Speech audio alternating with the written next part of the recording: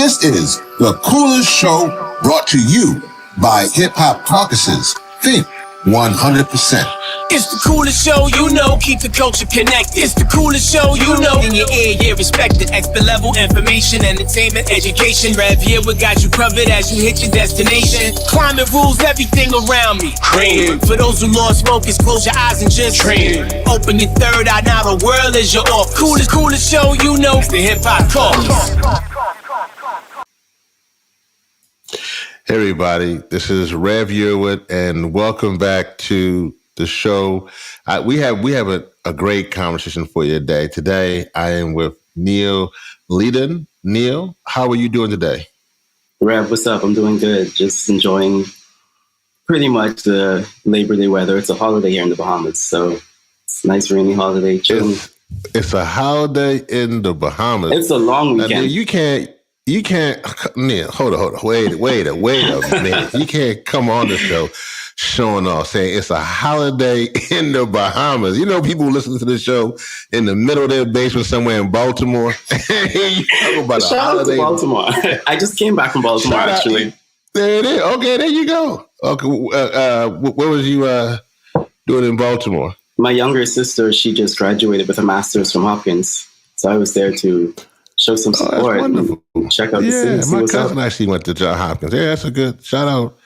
Shout out to John Hopkins. Shout out to your sister. Congratulations to the family. I will let her know. Did you enjoy Baltimore?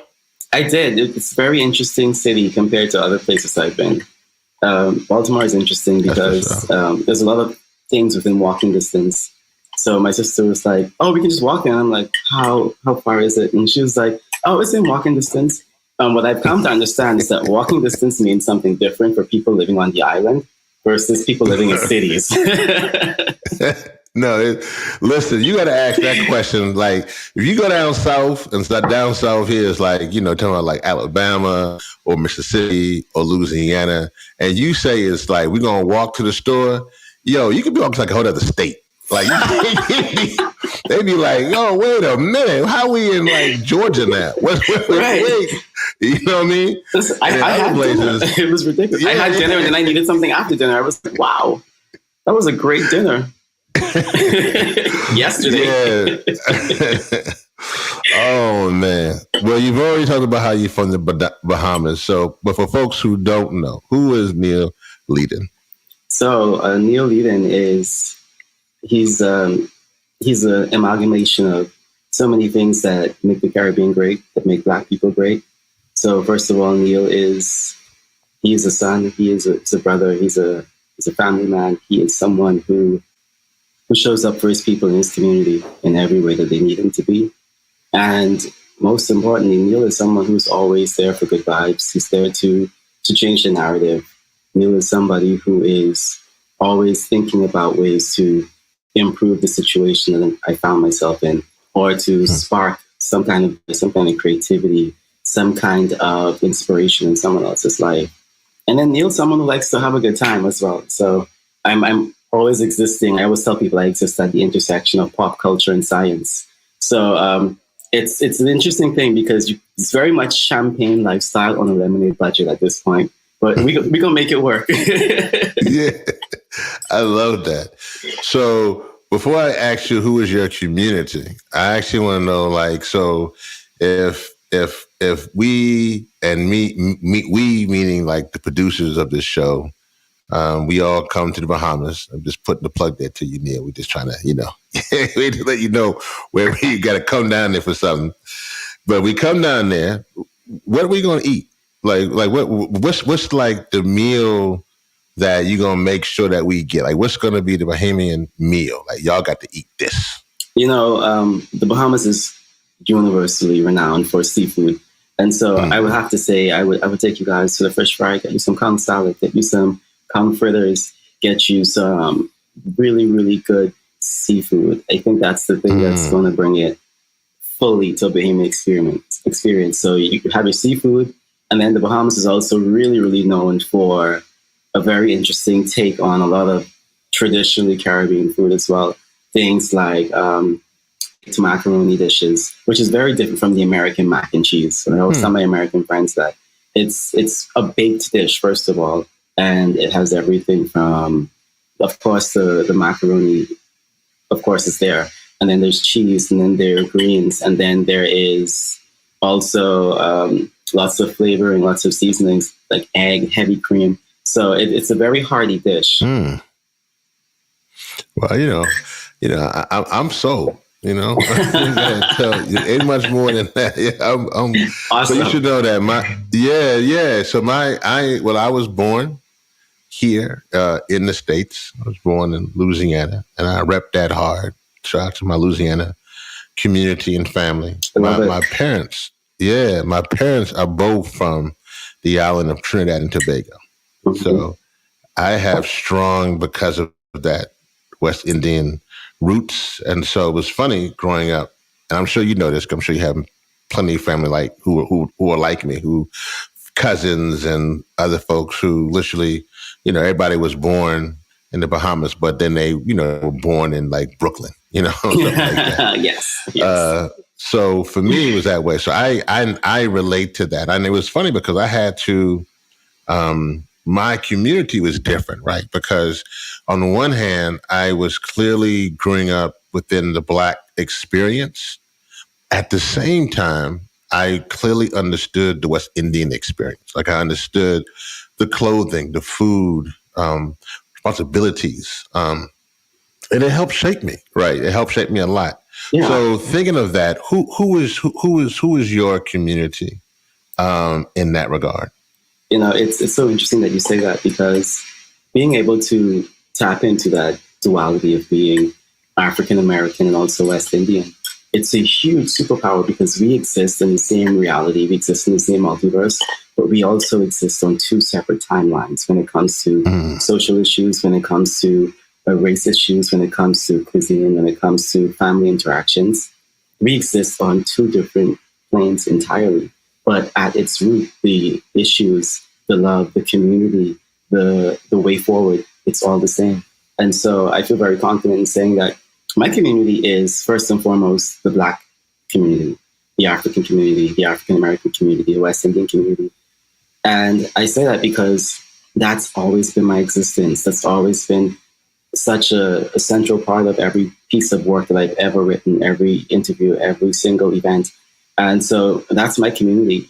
But at the same time, my community is also the first children, the first kids of families, everyone who had to be the example child. That's also my community, because I have 5 younger siblings, and it also shapes so much of my perspective in terms of being a community leader.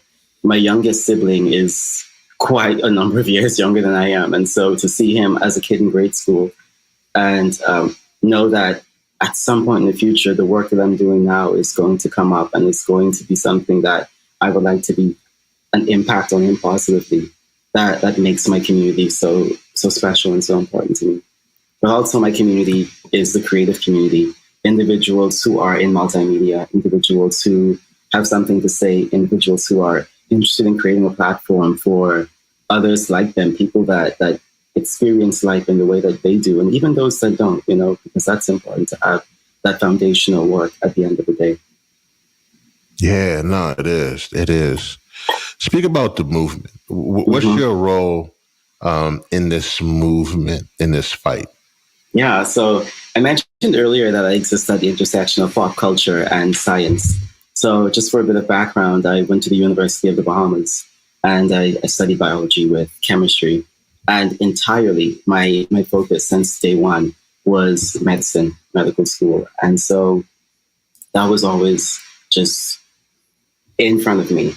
And so when I was a senior, I decided at the very last minute that I wanted to pivot and go into environment. And everyone thought I was crazy. Of course, being someone with Caribbean heritage, you know that you have to be a doctor, a lawyer, a teacher, an engineer, or else why did you go to college? Like, why did you go to university? That's the way that Caribbean communities are, because those are the big 3 or 4 jobs within the region. And so I found my place very shakily, I'd have to say, because I started just on Instagram. Because I live in the Bahamas, I'm so fortunate to have access to natural resources every single day. And so I started a series where I would just go out, photograph animals, sea stars, stingrays, sharks, turtles, different kinds of plants, frangipani, yellow alder, different landmarks. And I would just give information on it. And people responded so well to that. And before I know it, I had a bit of a following of people that were just so invested. And so my role slowly morphed from just general education, citizen science, and then it kind of took a step in the direction of activism. And that started with a very special project called Sail for Climate Action. And that project was, well, still is ongoing, just in a new form. But for that aspect of the project, that was a sailing journey that was aimed to bring together youth activists, environmental defenders, community organizers from Latin America and the Caribbean. And so we all met up in Cartagena, Colombia.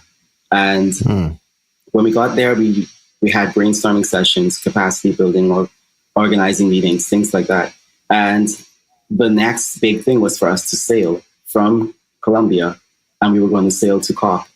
And that was supposed to be a 4-month journey that was unfortunately cut short due to the pandemic beginning in March of 2020. So that's how I got into the advocacy space. And so now I presently exist in that realm as an environmental advocate, environmental justice advocate, of course, racial advocate.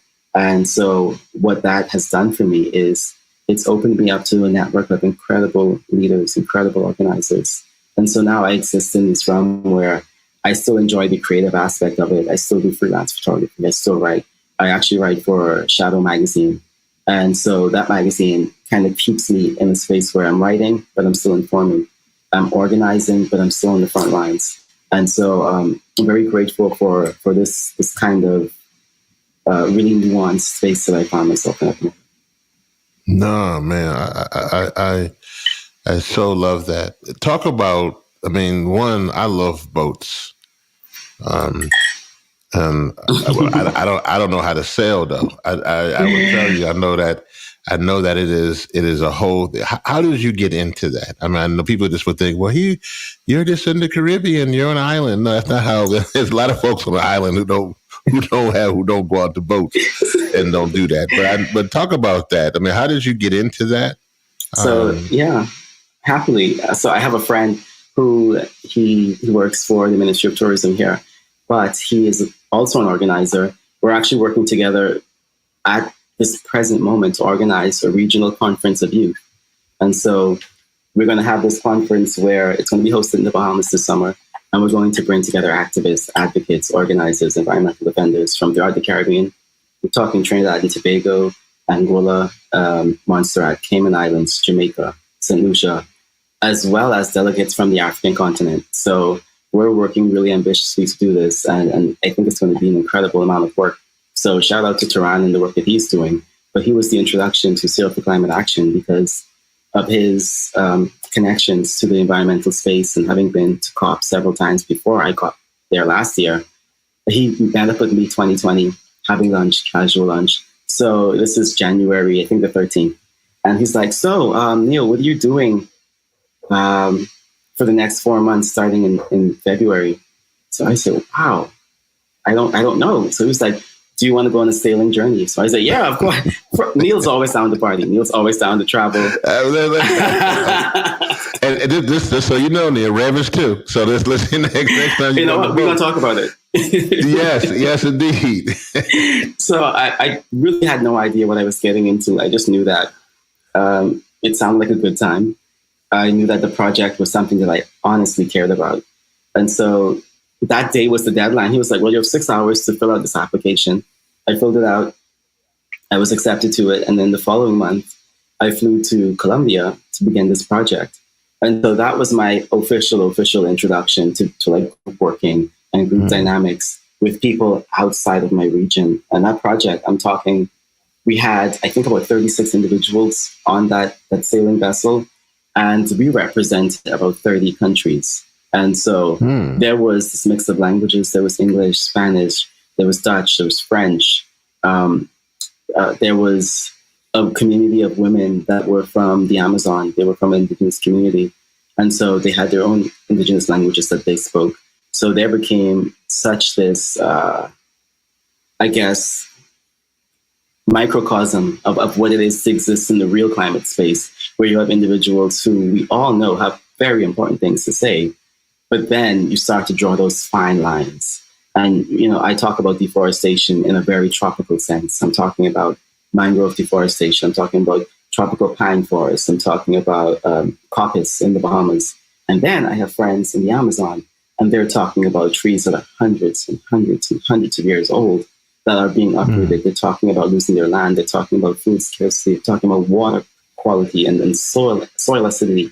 And I'm just here like, this is all happening at the same time that I'm losing coral reefs, I'm losing mangroves, I am losing beachfront. Our country's being ravished by hurricanes. And it was mind-blowing because these are happening in tandem. These aren't issues that like we put a cap on and then say, it's your turn, Bahamas, it's your turn, Amazon, your turn, Brazil. These are happening simultaneously. And so that project, while it was my introduction to active working in this space, it was my introduction to what should be a very obvious reality. Wow.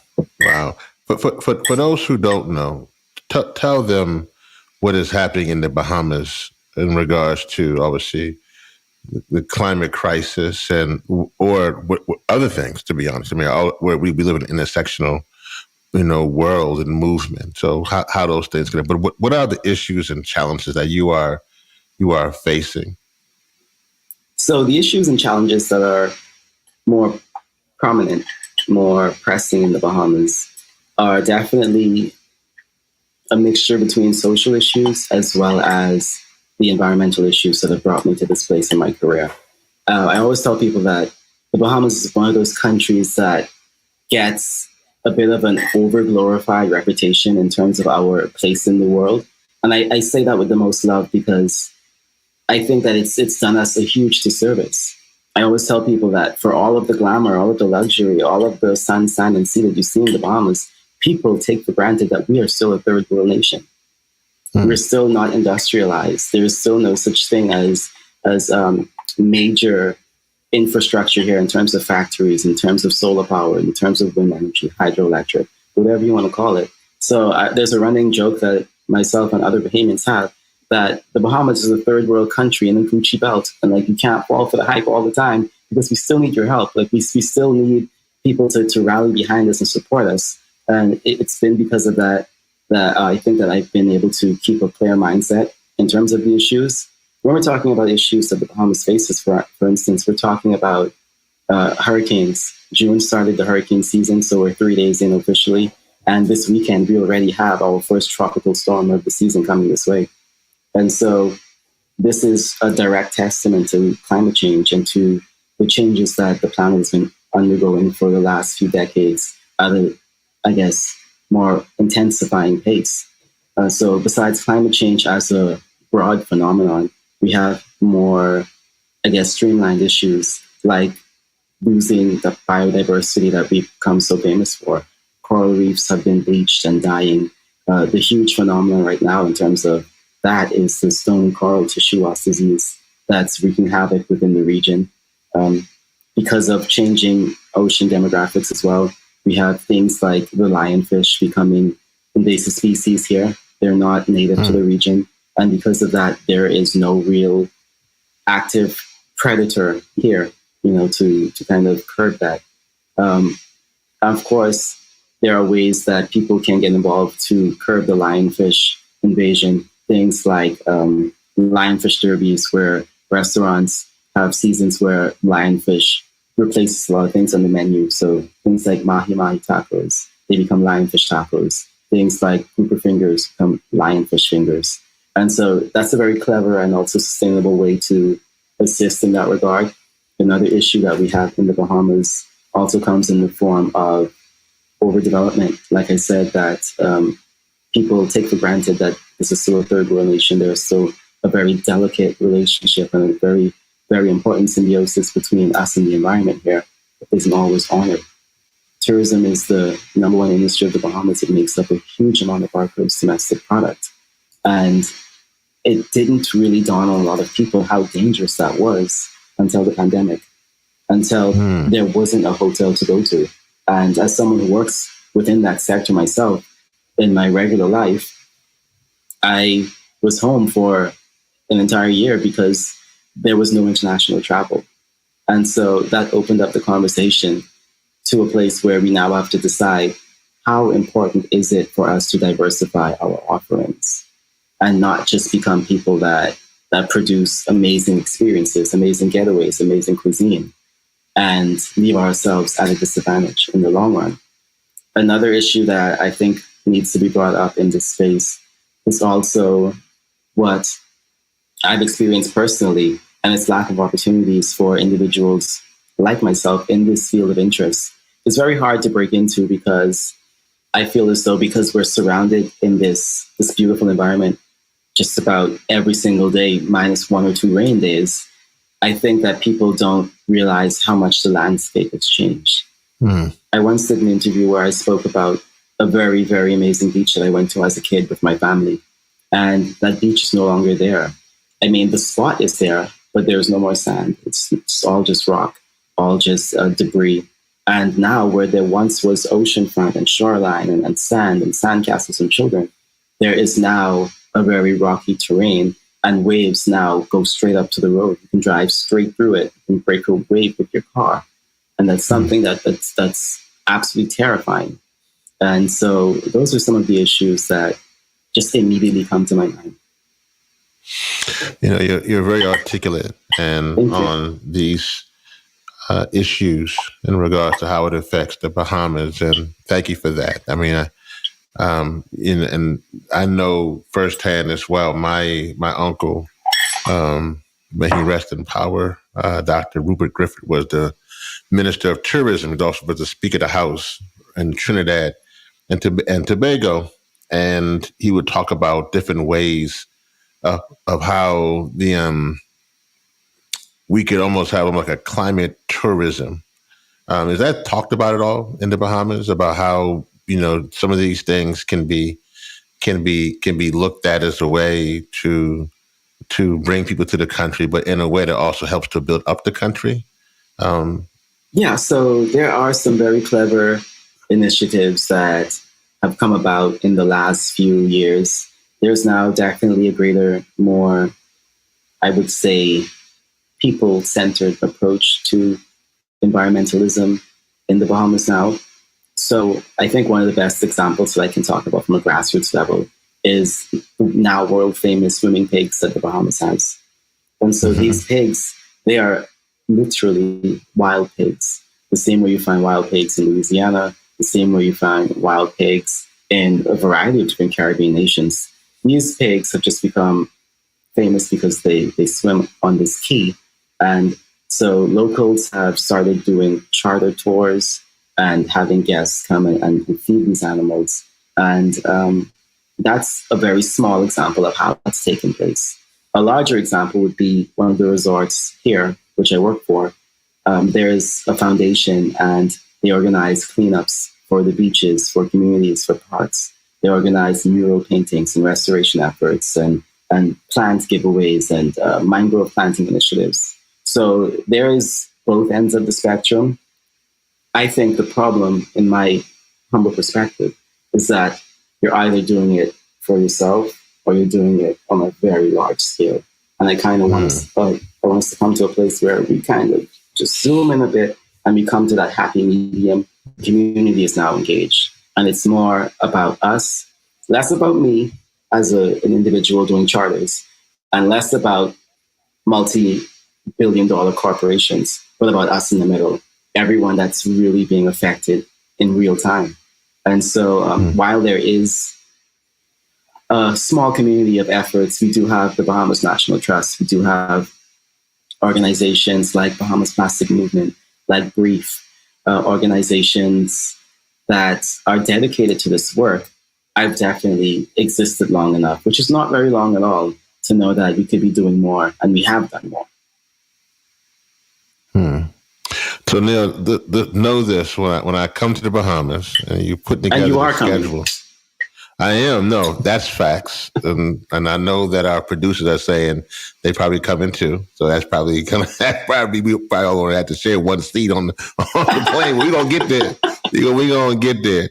But I will say this for me. I mean, I don't know about for Cross or Destiny or Tomorrow, but I'm gonna pass on the pig swimming thing. I'm gonna pass on that. I'm gonna let that one go. I mean, I wish them all the best in there in pushing for, but I got a thing with swimming with pigs. I got enough of that problem here in America, so I'm gonna let that one. I'm gonna let that one go. I got you. I've never done it, but I feel you entirely. I feel like we connect on a different level. I think we want to go and eat food and sit to the bar and go to cool events. I think that's what we want to do. That's that. Yeah, all that on the schedule works fine. We're gonna. That's what we're gonna let's do it. Yeah, I'm curious. Being from the Caribbean, and obviously, how does things like movement for Black lives actually hit you? And I know here in the States, a lot of times we're gonna have some real talk here. And, a lot of folks in the Caribbean who come over sometimes don't connect, and there's a lot of folks here who are, Black Americans who get upset because they feel like people come from the Caribbean and they benefit. They come over, they go to, good schools. They go from Howard to Hampton to wherever they're going to go to school at, and they don't connect. Some do. We actually have the Eric Williams, caucus who definitely connects with folks, but a lot of them don't. How does Room for Black Lives hit you, and do you understand sometimes why many Black Americans in this country are sometimes befuddled by how folks in the Caribbean come over to the States and don't seem to join into the fight? Yeah, and I'm probably going to say something that's going to blow your mind. No, you go ahead and say it. Yeah, let it rip. But they're very well justified in that stance, because I remember when the entire situation with the George Floyd slaying and protests kicked off, and myself, other Bahamian activists, organizers, and even just people on social media, people on Twitter and Instagram, really hopped into that discourse. There was a very active audience of people locally saying that we were bandwagoning and it's an American issue. It's an issue that doesn't affect us. We don't have police brutality here. That's not a real thing. And there was a very clear realization that dawned on me. I think that individuals were making this very incorrect correlation between us being a Black populace and us having issues. They missed the connection there. They seem to understand that the George Floyd situation was heavily race motivated, yes, but they ignored the systemic version of events and what that means for individuals, regardless if you come from a predominantly Black state, if you come from a primarily white state. It's a system that needs to be absolutely dismantled.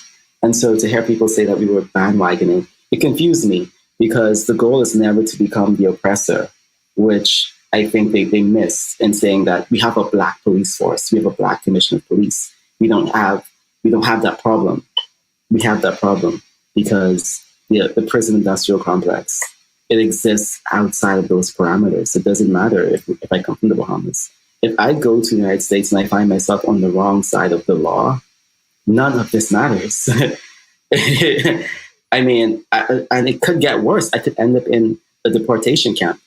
And we've seen how those things play out with people of color, especially people that may be from queer communities, people that may be immigrants, and children and women especially. So they miss that very important correlation. For me personally, those protests, they played a huge amount of, I guess, not just anxiety, but it's kind of forced awareness, because I think that I was so sheltered existing in a country where everyone's Black. You see a white person in this country, they stand out, and you won't be wrong to ask them if they're not from here.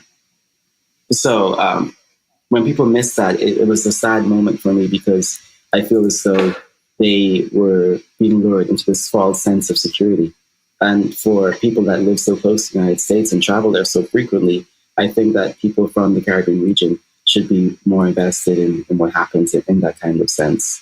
I will take this to another dimension now, because these things all happen in one very linear timeline.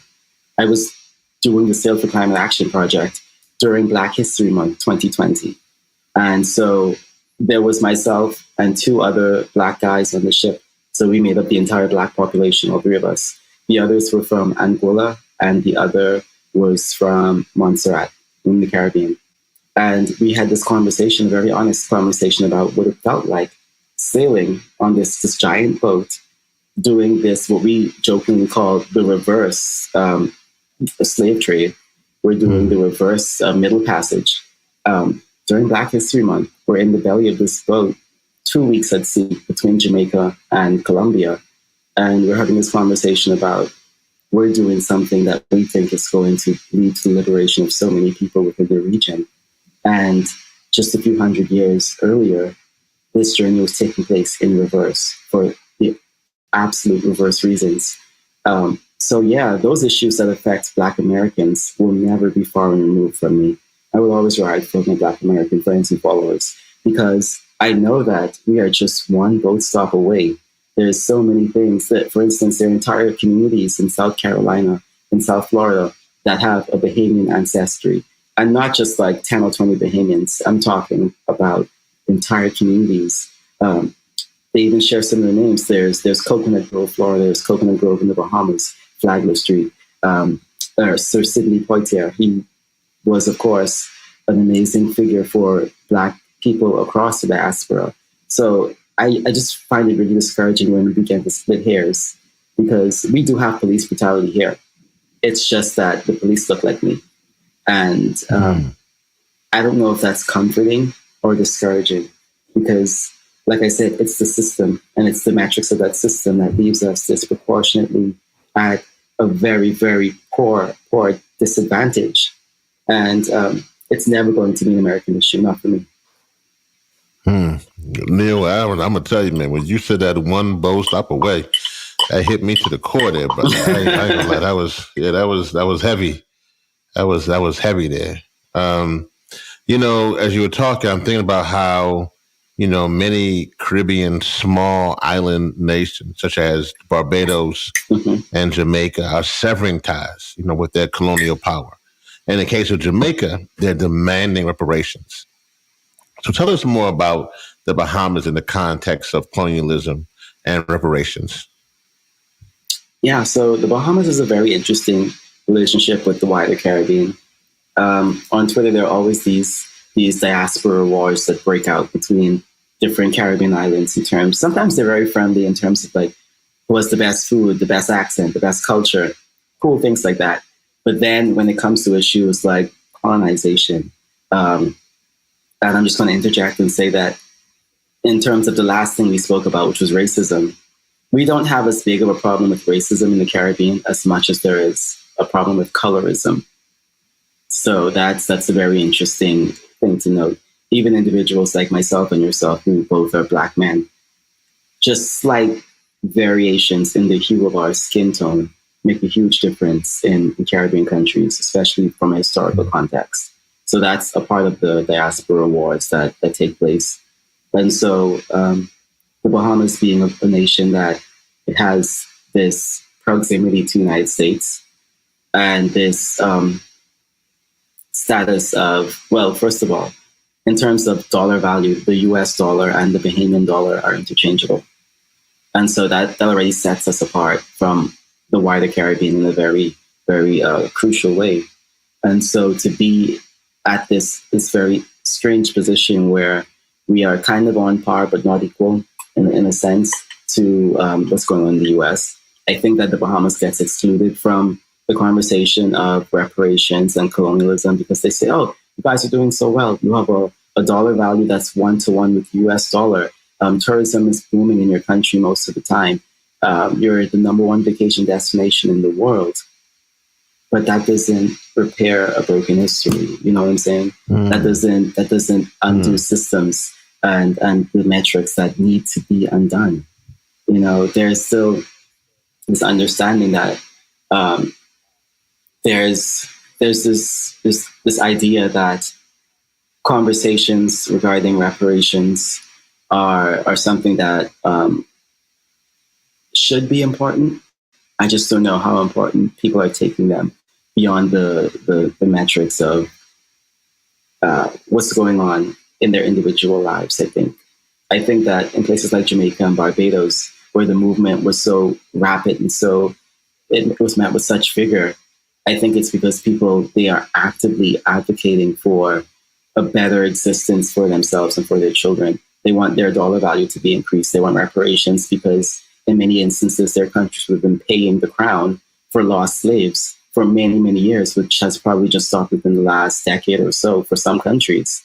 And so I feel as though while the issues are understood by a lot of people in my environment, I think the sense of urgency isn't met in the same way that it's met by people in Barbados or Jamaica. Now, I will say that last year, there was this guy, he went to Government House, and there's this huge statue of Columbus, and it's always been a landmark, and it's always been a tourist sightseeing point. And he took a sledgehammer and he destroyed a significant portion of that Columbus statue in the name of reparations, in the name of breaking colonial ties, in the name of liberation. And he was, painted to be this lunatic that was defaming government property.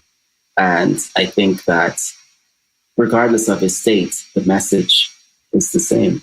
These aren't figures that should be celebrated in our region. They were never heroes. They were colonists. They were abusers. They were slave traders. And that's what I really think is happening. I think that there's an understanding that these people are bad, but it only comes up to its full potential when we talk about Charleston, when we talk about Confederate flags, when we talk about active racism, when we talk about white cops and Black victims, when we talk about the Breonna Taylors, and when we talk about the Emmett Tills, and when we talk about the George Floyds and the Tamir Rices, and when we talk about Sandra Bland. Those are names that are very, very recognized in this country. But I think that when it comes to breaking the ties from the Queen, I think that there's a lot that people think we have benefited from the crown that isn't entirely true. I think that there was benefit to us by means of us being a conduit for benefits for the crown. Yes, absolutely. The grass waters absolutely more where you grow it. It's growing more where you water it, actually. And so for us, we were one of those places that the crown heavily poured into. So I mean, there's a certain level of pride and its historical relevance that comes along with it. But it's definitely time for us to move away from the crown and to start doing things that, work in a way to repair so much of that damage. Right now, we are a sovereign state. We answer to the crown in terms of heavy issues, things like the death penalty, things like legalization of marijuana. Those are issues that may go before the crown via our Governor General. So there's still a tier system, which means that it's not the Queen making decisions on our part. However, I think in terms of symbolism and what that means, I think it's time to move away from that. Do you think it's partly due to the fact that there are a number of older people who grew up a certain way in the Caribbean? I know, like my mom would tell me, I guess when she was a small girl, she was actually selected to when the Queen went to Trinidad. She was selected to go out there, and be one of the little, everybody got dressed up. All this sounds crazy to me now, right? It's not crazy. I don't even get it. It's not crazy. What I mean? It happened 3 weeks ago. It happened a month ago when the prince was here. He was in Jamaica and he and his wife, they were met with such, and this is going to go back to what I just said about the difference between the outlook in Jamaica versus the Bahamas. In Jamaica, there were protests and there were such very notable outcries of opposition to the royal visit in honor of the Queen's Jubilee, which is actually ongoing at this present moment. And then in the Bahamas, there was some outcry. The Rastafarian community had a small protest. Individuals on Twitter, complained a bit. But there was a huge amount of joy and pride and celebration regarding their visit. They had a regatta. They ate the best seafood. They were kicking it and showing it. And people interviewed by the evening news, oh, we don't see a problem with it. Oh, we're supposed to love them. This is our culture to be hospitable. We're still under the crown. We're part of the Commonwealth. And that's why I said that a lot of issues by proxy of our benefits of being from our colonial background and also being close to the United States, by proxy of our position, we've lost so much of that fire and that connection to the grassroots issues. I think it's very telling of what that means to the local population here. I don't think it's an issue for them in terms of colonization, in terms of historical significance. It's just not what it is, unfortunately. Mm-hmm. So when they came here, it was a grand celebration. And like I said, I think that there's a lot being lost in the conversation at the moment. Wow. Let's actually use that to talk about COP and shift that to the climate conversation, because a lot of these things are connected, right? a lot of these institutions, a lot of these legacies are intertwined. So, one, for you, what did it mean to go to COP, which we're saying COP is the climate, the Conference of the Parties, which is the UN climate conference. Last year was COP 26. Yeah, we're approaching COP 27 in Africa, Egypt. But for you, who was the struggle against? Why did you have to go to a global climate conference? And were you part of a group demanding loss and damages? Yeah, so COP 26 was my first COP, and it was incredibly overwhelming. It was I was there too. So I was there. And it was a lot going on. It was so much. I mean, there were talks and panels, and there was technology, and there was food, and there was just so much going on, and it felt very, very, very jarring to be there because I had so much that I wanted to say and so much that I wanted to do. I mean, and I did do a lot. I interviewed with BBC Radio 1, the BBC World News, as well as Sky News. And so I did have opportunities to get the messaging out there. I was with the group from Serve for Climate Action, actually. That's now morphed into Unite for Climate Action, which has onboarded so many more members from the wider Caribbean region, as well as Latin America, as well as a few spots in Europe and the UK. And so to be there with that group, it was interesting because there was a lot that took place that I guess wasn't something we could have planned for. I know that we expected to be different. We're going to a different place. We're going to Glasgow, and we're people of color. We're Black. We're Indigenous. We're people that look differently immediately. We sound differently immediately. Some of us dress differently immediately, and so you stand out. And so what we weren't ready for was a part of the interest to be entirely cosmetic. Everybody wanted to have a photo op with the Black and brown people with the crazy hair and their costumes, for lack of a better term. And so it felt like we were being stripped of so much of what we wanted to do and accomplish. It felt like we were being used as props to a certain extent. And it made that experience very uncomfortable for some individuals, especially those who weren't native English speakers, because you now have to have a translator. And I've seen firsthand when the translator is thrown off, when the translator senses a microaggression or something that could be offensive, and they now have to relay that to you as the first voice that you understand saying something that's insensitive. I saw on my friends' faces what that felt like. And so that was one of the most discouraging moments for a lot of us. The microaggressions, the overt and sometimes not overt racism that was to be experienced. And the fact that many people didn't get that they were being offensive or racist or insensitive or sexist. It definitely brought us to a place where we were like, wow, this is what we wanted. Like, this is the leverage that we have been fighting for the last 2 years.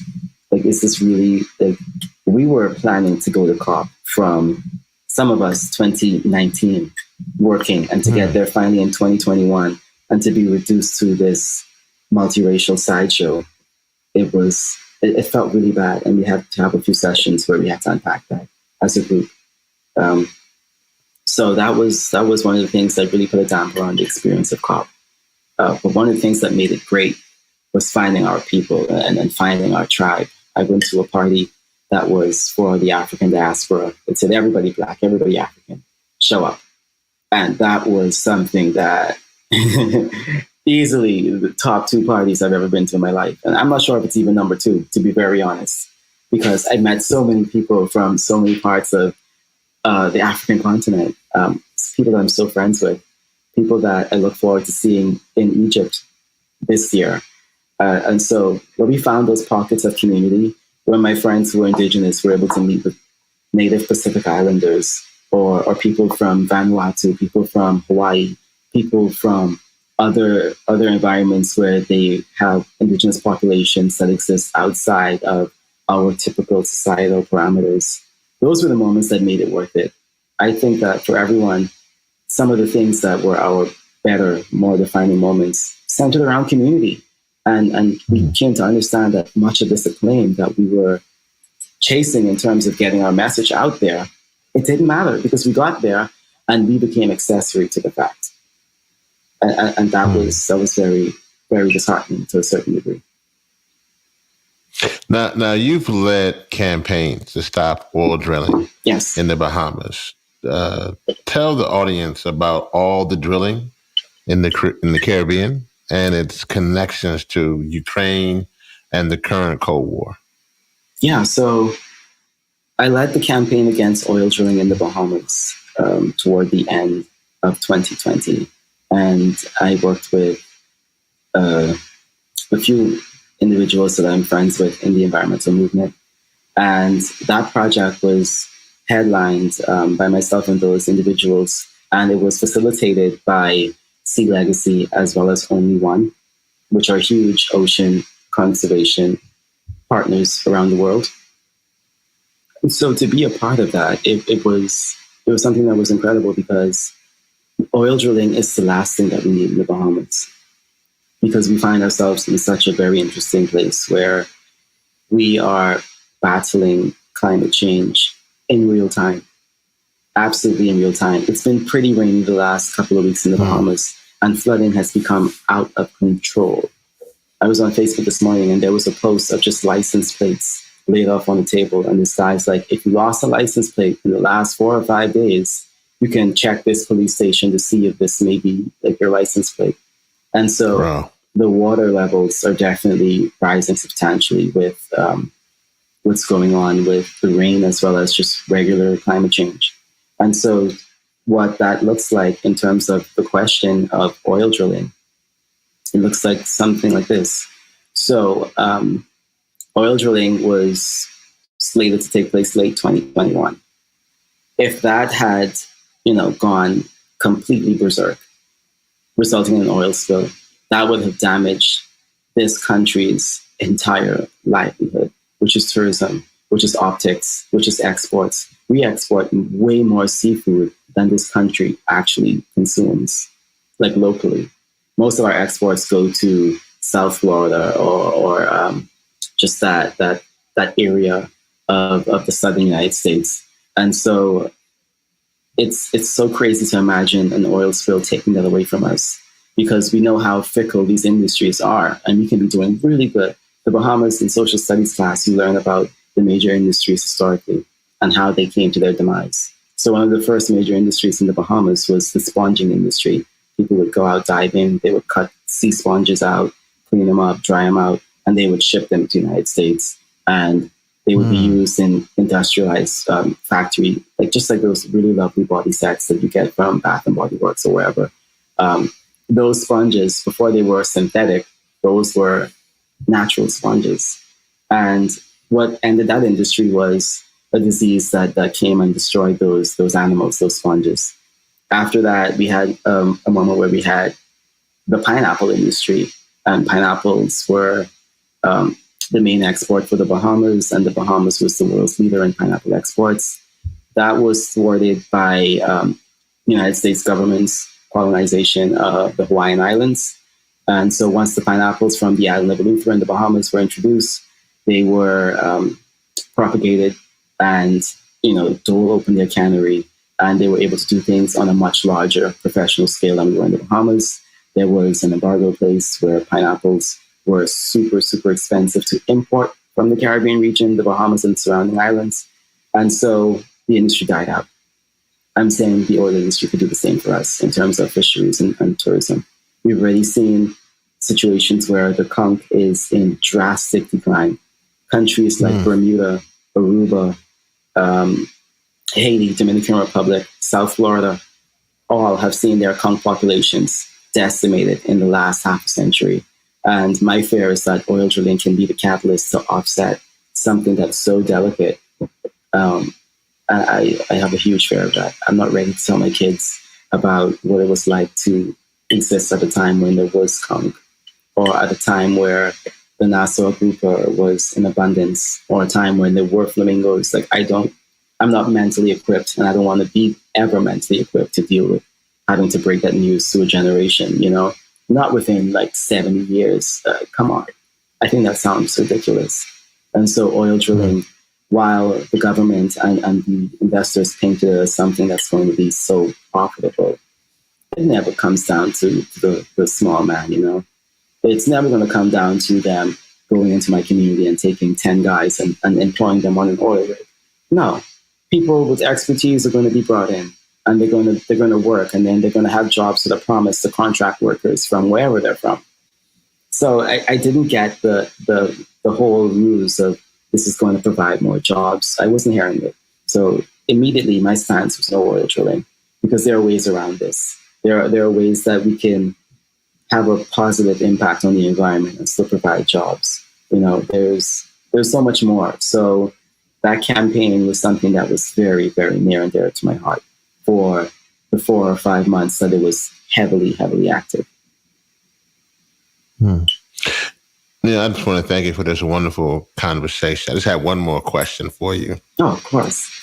And I just really want to know, you talked a lot about COP and the climate movement. I just want to know, what is it like to be a beautiful Black, queer, Caribbean man in the climate movement?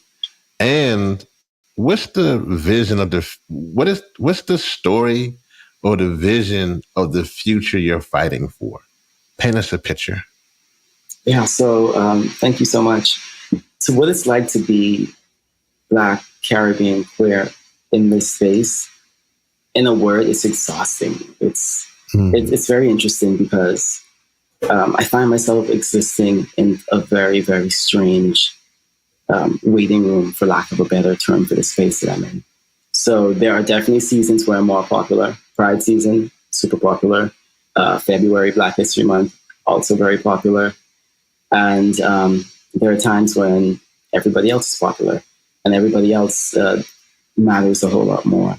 And that's people that don't look like me, people that don't sound like me, people that don't come from communities I come from. And there's a lot of co-opting of movements and cultures. And so to be someone that's endemically foreign to most of these spaces, it's very confusing at times.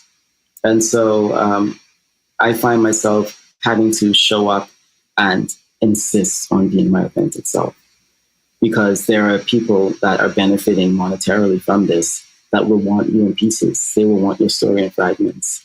And while I do have the right to only talk about the good things, and I often choose to only speak about the good things, I will bring everyone with me to every meeting. So don't ask me to come and talk about pride if I can't talk about environmental justice. And don't ask me to talk about environmental justice if I can't talk about the Black community. And don't ask me to talk about the Black community if I can't talk about the African continent or talk about the Caribbean diaspora. For me, these things, they are all interconnected. They are all intersectional issues. And so it's very hard because, like I said, there are people that come and they say, Neil, we want to talk about this. And I say, yeah, let's talk about it. But can we explore the links? Can we explore nuance? And so my vision for the future and my story is definitely one where not just everyone's appreciated and show up as their authentic selves, but they win doing that. Because people show up as themselves every day and no one cares. But I want to be a part of this line, this legacy of Black environmentalists, Black content creators, Black conservationists, Black people in media that make a difference. And I do it without selling out. I do it by being myself. I do it by taking my community with me. What's funny is that when I went to COP, my grandmother, who thankfully is still with us, both my grandparents on my mother's side are still with us. My grandmother said that, and she said that she was so proud of me because I was going out and doing things that she never in her lifetime imagined doing herself. When I went for a sail for climate action, my grandmother, I remember her and my mother both being very emotional and crying because I was going to be gone for 4 months and I would be at sea and I would be in the UK and I would be in Europe. And they didn't know what that was like. And I pretty much had to tell them it would be okay. I'd never been either, but I had to let them know that it was going to be okay because I can't shy away from the work and the issues for the sake of my conditioned comfort. And I said conditioned comfort because these are only things that I've been told to be okay with. These aren't actually the things I'm okay with. And so my position in this fight at every intersection, it absolutely matters to me to exist wholly, to exist authentically, and to also exist with the people, for the people, by the people. Amen. Oh, power to the people. I love it. I love it. Well, Neil, if I want to make sure to tell you happy Pride and happy Pride Month to you and happy Pride Month to everybody who is celebrating, during this month. And for folks who want to support you, want to follow you, want to contact you, how can they do that? So I can be reached on Instagram at NatureBoyNeil. That's NatureBoy, Niel. That's my main Instagram. I also work with the Bad Activist Collective, which is our handle, Bad Activist Collective on Instagram. And we are a collective of organizers, change makers, activists, advocates, writers, creatives who are working to dismantle systems of oppression and also to debunk this idea that perfectionism has any place in any movement. We don't need anyone to be perfect. We need you to get into the work at the ground level from where you are. Bring your imperfections, bring your expertise, bring things that you're passionate about. So, of course, Nature Boy Neil and the Bad Activist Collective on Instagram. Thank you so much, Neil. This has been amazing. Thank you so much, Rev. And that's our guest today, Niel Leadon. And I am Rev Yearwood, your host of The Coolest Show.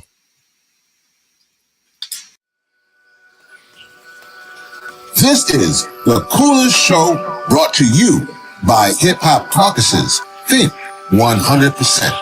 It's the coolest show you know, keep the culture connected. It's the coolest show you know, in your ear, yeah, respected. Expert level information, entertainment, education. Rev Yearwood got you covered as you hit your destination. Climate rules everything around me. Train. For those who lost focus, close your eyes and just train. Open your third eye, now the world is your off. Coolest show you know, it's the Hip Hop Caucus.